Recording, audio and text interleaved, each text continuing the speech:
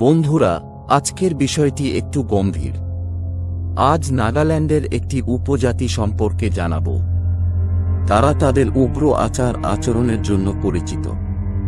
তারা তাদের শত্রুদের সহিংস হত্যাকাণ্ডের জন্য পরিচিত একটি যোদ্ধা উপজাতি।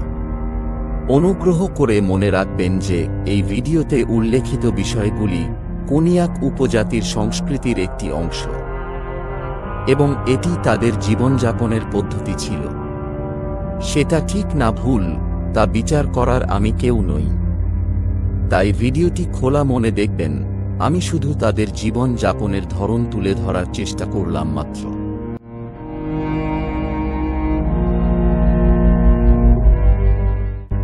আমি প্রথম নাগাল্যান্ডের ট্যাটু হেডহান্টারদের কথা শুনে ভীষণভাবে কৌতূহলী হয়েছিলাম। একদল লোক আছে যাদের মুখে এবং শরীরের বিভিন্ন অংশে ট্যাটু রয়েছে। তারাও ভয়ঙ্কর যোদ্ধা বংশের অন্তর্ভুক্ত, যারা তাদের শত্রুদের মাথা ছিন্ন করত। তারা নাগাল্যান্ডের কোনিয়াক উপজাতির সদস্য। এটি একটি নৃতাত্ত্বিক গোষ্ঠী যারা তাদের ভয়ঙ্কর হেড হান্টিং অনুশীলন এবং মুখের ট্যাটুর জন্য পরিচিত। আজ হেডহান্টারদের মধ্যে মাত্র কয়েকজন রয়ে গেছে।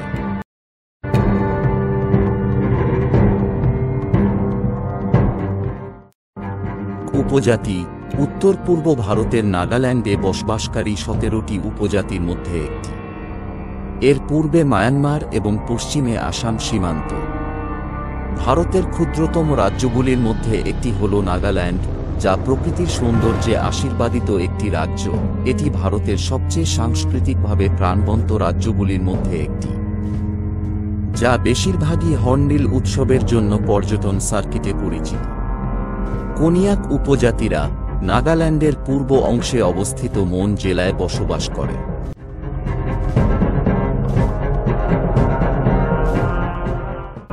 আজ যা নাগাল্যান্ডের কোনিয়াক ট্রাইব নামে পরিচিত, তা একসময় আলাদা জাতিগত সত্তার একটি গোষ্ঠী ছিল। ব্রিটিশদের আবির্ভাবের আগে এই পৃথক গোষ্ঠীগুলি তাদের ভৌগোলিক অবস্থান, উল্কি প্যাটার্ন এবং ভাষার উপর ভিত্তি করে নিজেদেরকে চিহ্নিত করেছিল। ব্রিটিশরা তাদের সকলকে এক নামে গোষ্ঠীভুক্ত করার জন্য কোন্যাক শব্দটি ব্যবহার করেছিল। মজার বিষয় হল, কোনিয়াক উপজাতির কোনো লিখিত লিপি নেই।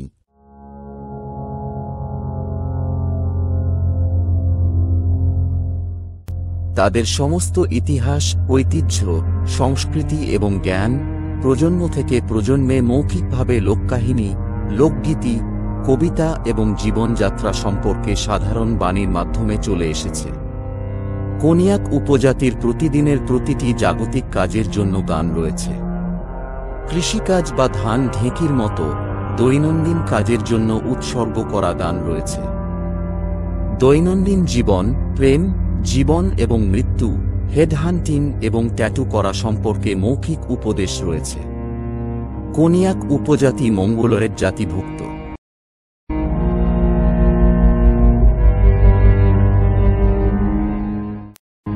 বিশ্বাস করা হয় যে কোনিয়াক উপজাতি পাটকাই পাহাড় পেরিয়ে পূর্ব থেকে নাগাল্যান্ডের বর্তমান সোম জেলায় চলে এসেছিল। সোম জেলা অংশের দেশ নামেও পরিচিত। অং মূলত গ্রামের রাজতান্ত্রিক প্রধান। সে গ্রামের রাজা এবং তার গোত্রের মতো। এলাকার প্রতিটি গ্রামে একটি অঙ্গ আছে। যাই হোক, 9টি গ্রামকে সবচেয়ে শক্তিশালী বলে মনে করা হয় এবং তাদের অঙ্গগুলিকে সমস্ত অঙ্গগুলির মধ্যে সবচেয়ে শক্তিশালী বলে মনে করা হয়।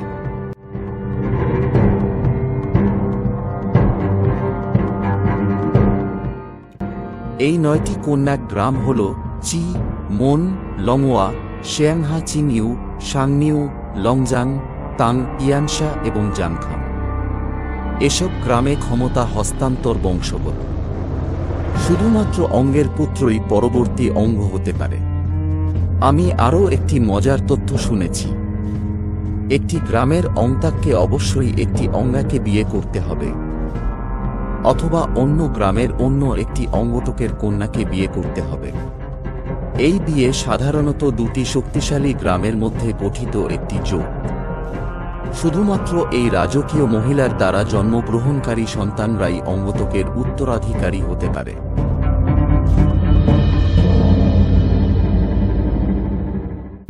অ্যান্টাক একই সময়ে অন্যান্য প্রেমিকা এবং উপপত্নীকেও নিতে পারে, কিন্তু তাদের জন্মানো সন্তানেরা সম্পত্তিতে কোনো অধিকার পায় না। এই ধরনের সমাজ ব্যবস্থা, যেখানে ক্ষমতা বংশগত, শুধুমাত্র মন জেলার উত্তর অংশে প্রচলিত আছে, যা নিম্ন কোনিয়াক এলাকা নামেও পরিচিত। সোমের দক্ষিণ অংশে, যা উচ্চ কোনিয়াক এলাকা নামেও পরিচিত, এখানে ক্ষমতা বংশগত নয়। সেসব এলাকায় ক্ষমতা অর্জন করতে হয় মর্যাদা, প্রতিপত্তি, সম্পদ ও বীরত্বের মাধ্যমে।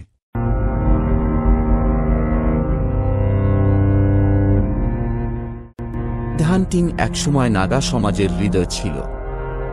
নাগাল্যান্ডের প্রায় সব উপজাতিই মাথা শিকারের অনুশীলন করত। তবে এটি কোনিয়াক উপজাতি, যা তাদের চারপাশের গল্পে একটি বিশেষ স্থান রাখে।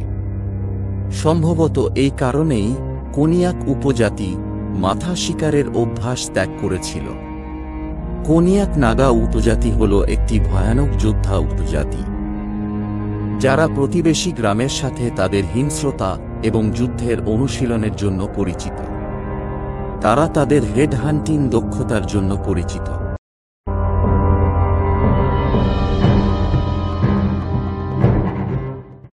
তারা তাদের শত্রুদের মাথা ছিন্ন করত এবং ট্রফি হিসাবে শিকারের মাথা গ্রামে ফিরিয়ে আনত। এই মাথাগুলি তখন যোদ্ধাদের বাড়ির দেয়ালে এবং দরজায় শোভা পাবে। যে ব্যক্তিরা একটি বিচ্ছিন্ন মাথা ফিরিয়ে আনতেন, তাদের বীর এবং যোদ্ধা হিসাবে সমাদৃত করা হতো। কোনিয়াক নাগা উপজাতির এই যুদ্ধপ্রেমী এবং হিংস্র প্রকৃতি তাদের দীর্ঘ সময়ের জন্য বহির্বিশ্বের প্রভাব থেকে বিচ্ছিন্ন করে রেখেছিল। বিংশ শতাব্দীর প্রথম দিকে ব্রিটিশদের আগমনের সাথে সাথে তারা ধীরে ধীরে বহির্বিশ্বের সংস্পর্শে আসতে শুরু করে।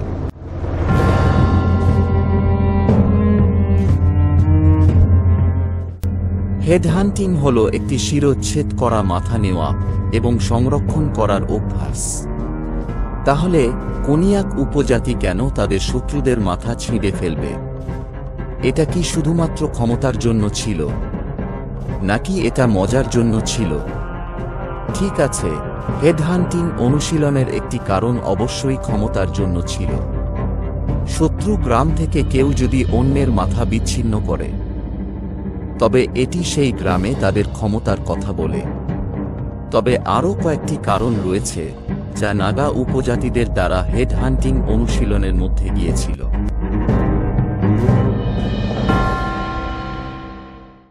কোনিয়াক উপজাতি বিশ্বাস করত যে মাথার খুলিতে সত্তার সমস্ত আত্মা শক্তি রয়েছে।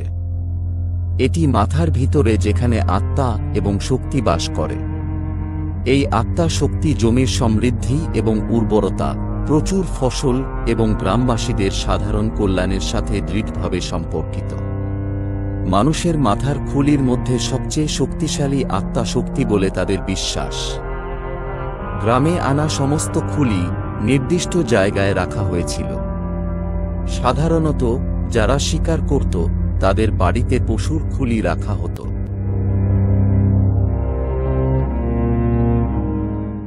মরুম হল সেই ছাত্রাবাস যেখানে কোনাকের পুরুষ সদস্যরা বিয়ের আগে তাদের সময় কাটাত।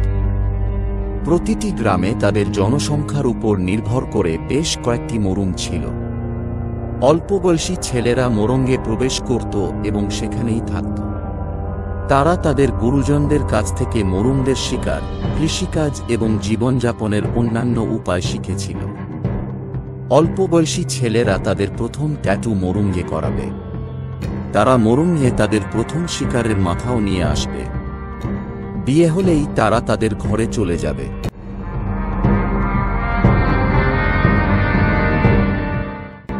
হেডহান্টিং অনুশীলনের সাথে যুক্ত আরেকটি বিশ্বাস ছিল। কোনাকরা বিশ্বাস করত যে একজন শিকারের মাথা জয় করে তিনি পরবর্তী জীবনে শিকারের সেবা সুরক্ষিত করেছিলেন। হেডহান্টিং শিকারীকে একটি মহান যোদ্ধার মর্যাদা প্রদান করা হতো এবং এটি একটি মুখের ট্যাটু তৈরির মাধ্যমে তাদের সামাজিক অবস্থান বৃদ্ধি করে। বাল্যকাল থেকে পুরুষত্বে উত্তরণের রীতি চিহ্নিত করে এমন ট্যাটু অর্জনের জন্য হেড হান্টিং অনুশীলন করা হতো। কখনো কখনো রক্তের দ্বন্দ্বের কারণে বা শত্রুর বিরুদ্ধে প্রতিশোধ হিসাবে হেড হান্টিং অনুশীলন করা হতো।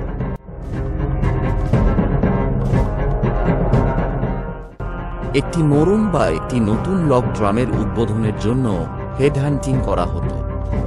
সুতরাং হেড হান্টিং অনুশীলনগুলি এমন কিছু ছিল যা কোন্যাক নাগা সমাজের অবিচ্ছেদ্য অংশ ছিল।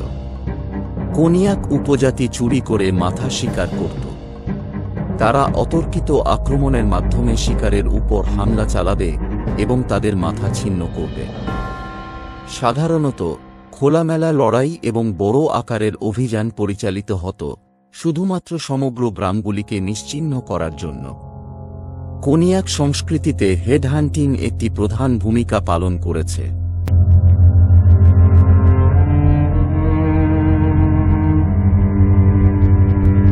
একটি মরণ বা একটি নতুন লক ড্রামের উদ্বোধনের জন্য হেড হান্টিং করা হতো।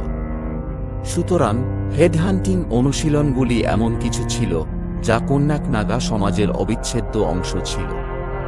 কোনিয়াক উপজাতি চুরি করে মাথা শিকার করত। তারা অতর্কিত আক্রমণের মাধ্যমে শিকারের উপর হামলা চালাবে এবং তাদের মাথা ছিন্ন করবে। সাধারণত খোলামেলা লড়াই এবং বড় আকারের অভিযান পরিচালিত হতো শুধুমাত্র সমগ্র গ্রামগুলিকে নিশ্চিহ্ন করার জন্য। কোনিয়াক সংস্কৃতিতে হেড হান্টিং একটি প্রধান ভূমিকা পালন করেছে।